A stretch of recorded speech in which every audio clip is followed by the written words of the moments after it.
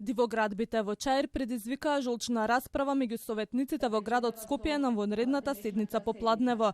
Дебатата се претвори во меѓусебни обвинувања за тоа кој дозволил на локалната чаирска власт нелегално да изгради десетици објекти.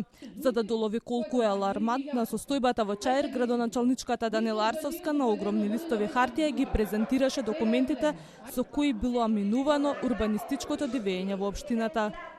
Сите ќе ги бранат криминалци, ќе отидат ќе легнат пред општина Чаир за да го бранат. Има тука два документи од кои не се дери госпоѓа, те молам. Советниците од владачкото мнозинство избегнаа дебата за дивоградбите, побараа прекин на седницата и ја напуштија салата. Однесувањето на градоначалничката според нив е сценарио на СДСМ, Левица и ДУИ. За многу кратко време од сега ќе може да се разгледаат сите точки.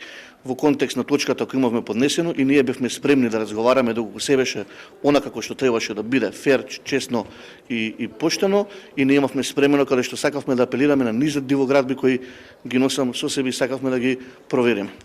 Советниците од СДСМ со контраобвинување на адреса на владачкото мнозинство.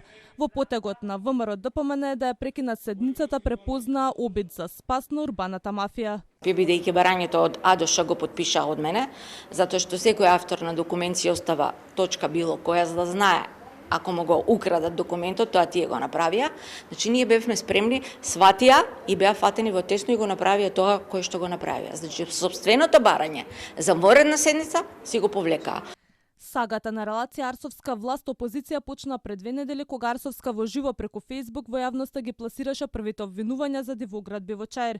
Обвинувањата продолжија, Висарганiju како контраодговор истури купишта ѓубре пред градските бараки со порака до Арсовска дека не ја завршила задачата и го оставила Чаир затрупан во смет. На потек се истражните органи да ги потврдат или отфрлат нивните меѓусебни обвинувања.